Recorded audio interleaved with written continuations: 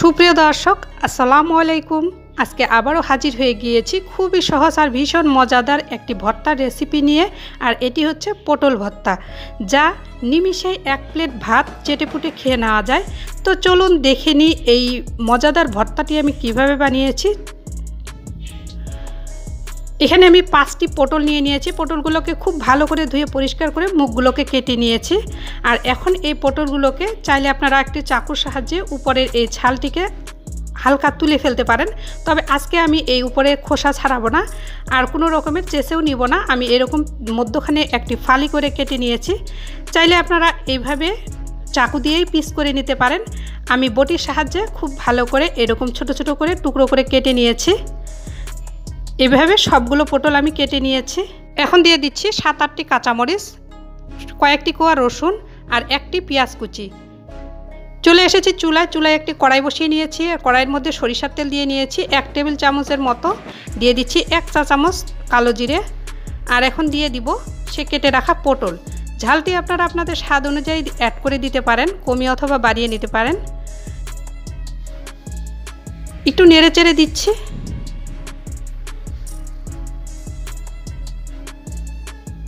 এখন দিয়ে দিব স্বাদ অনুযায়ী লবণ।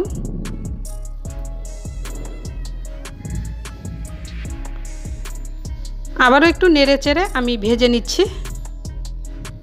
এই ভর্তাটি তৈরি করার জন্য এক্সট্রা কোনো রকমের পানি ব্যবহার করার কোনো প্রয়োজন নেই।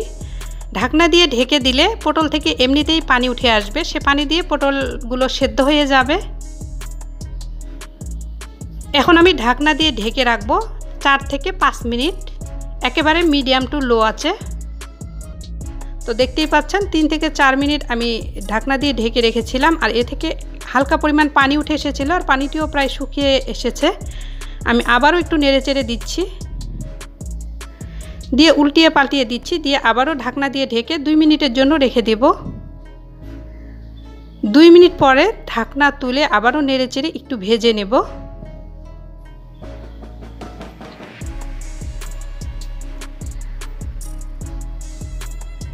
অল্প পরিমাণে সরিষার তেল দিয়ে আবারও একটু নেড়েচেড়ে ভেজে নিব। এতে করে পটল থেকে যে এক্সট্রা পানি উঠে এসেছিল সে পানিটি শুকিয়ে যাবে, আর পটলটি ভাজা ভাজা হয়ে যাবে। আর ভর্তাটি খেতে ভীষণ মজা লাগবে।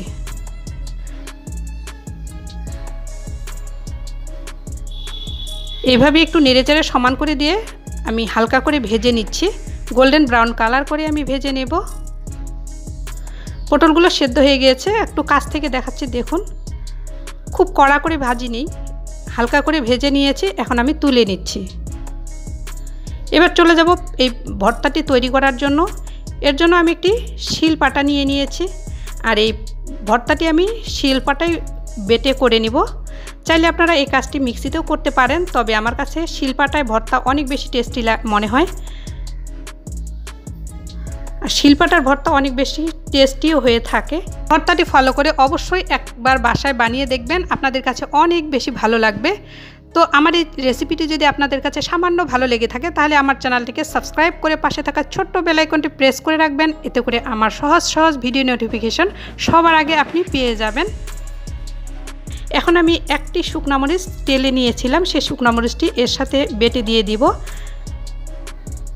এতে করে ভর্তার সাথে খুব ভালো করে মিশে যাবে, আর ভর্তাটিও খেতে খুবই ভালো লাগবে।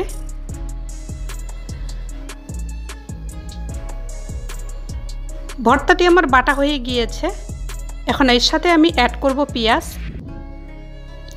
যদি আপনারা কাঁচা পেঁয়াজ খেতে পছন্দ করেন, তাহলে এর সাথে আপনারা কাঁচা পেঁয়াজ অ্যাড করে দিতে পারেন। তবে আমি কাঁচা পেঁয়াজ ভালো লাগে না আমার কাছে, তাই আমি আগে থেকে 2টি পেঁয়াজ বেরেস্তা করে নিয়েছি। এই পেঁয়াজ বেরেস্তা এর সাথে দিয়ে আমি খুব ভালো করে মেখে নেব। কিছুটা সরিষার তেল দিয়ে নিচ্ছি। যদি আপনাদের কাছে মনে হয় ভর্তাটি তেকতেকে হয়েছে, তবে আপনারা চাইলে কড়াইয়ে একটুখানি ভেজে নিতে পারেন। তবে আমি এইভাবেই করব, খেতে ভীষণ মজা লাগবে। এখন আমি একটি সার্ভিং প্লেটে তুলে নিচ্ছি। ভর্তাটি দেখতে মাশাআল্লাহ খুবই সুন্দর হয়েছে। আজকে এ পর্যন্তই। আবারও কোনো নতুন আর সহজ রেসিপি নিয়ে চলে আসবো। সে পর্যন্ত ভালো থাকবেন, সুস্থ থাকবেন। আল্লাহ হাফেজ। আসসালামু আলাইকুম।